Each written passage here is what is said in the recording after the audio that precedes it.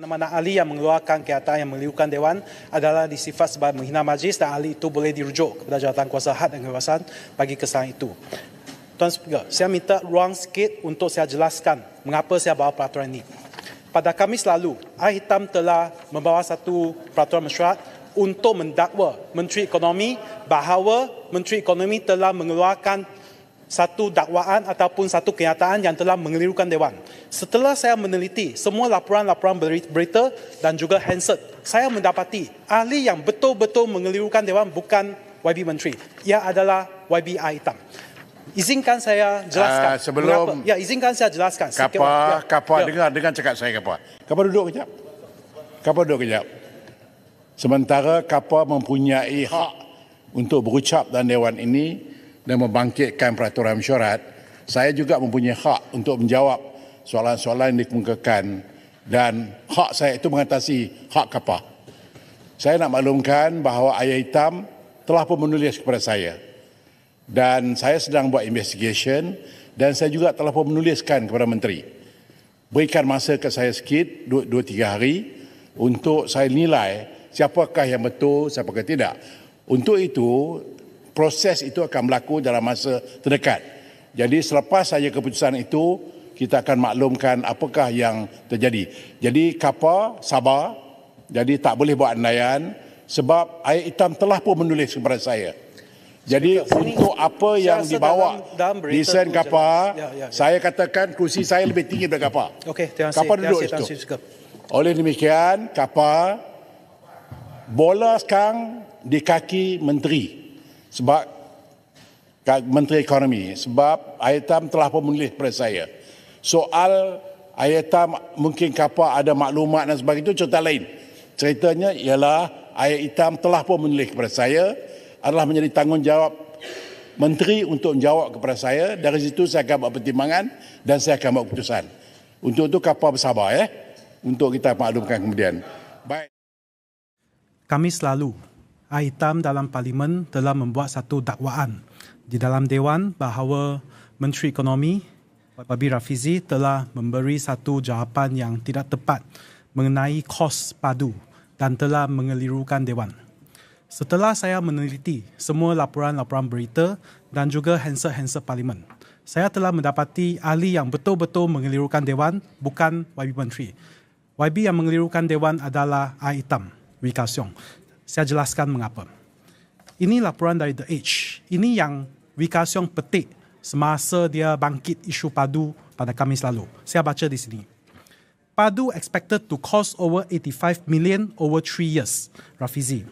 The development and implementation of the Central Database Hub Padu system over 3 years from 2023 to 2025 is expected to cost 85.27 million. Ini bermakna ini kos jangkaan untuk 3 tahun. Dari 2023 sampai 2025. 85 juta. Dan bagaimana jawapan ini dibagi? Lihat di sini. This allocation is also for the operation of online and physical user registration.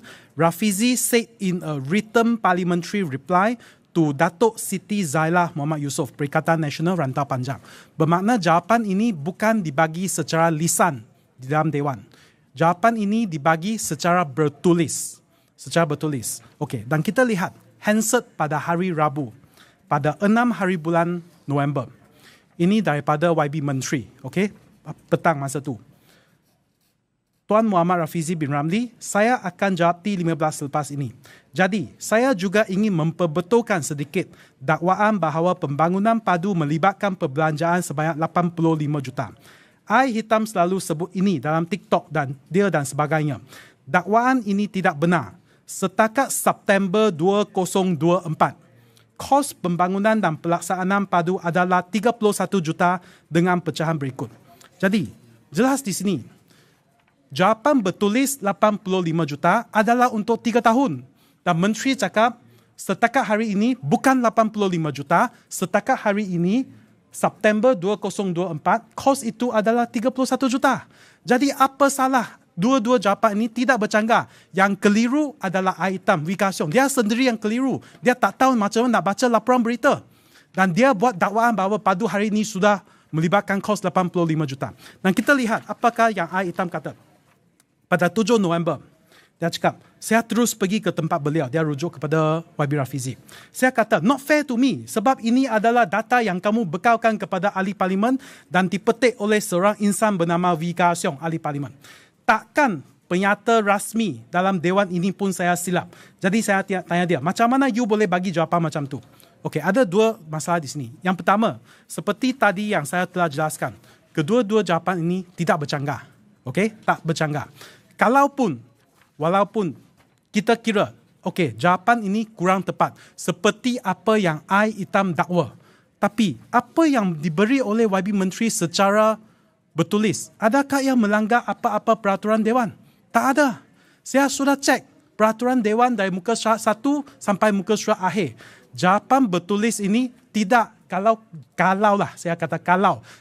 jawapan bertulis yang kurang tepat ataupun tidak betul, tidak ada apa-apa dalam peraturan Dewan yang kita boleh ambil tindakan. Sebab apa yang kita ucap dalam Dewan baru boleh diambil tindakan. Seperti apa yang Wee Ka Siong ucap.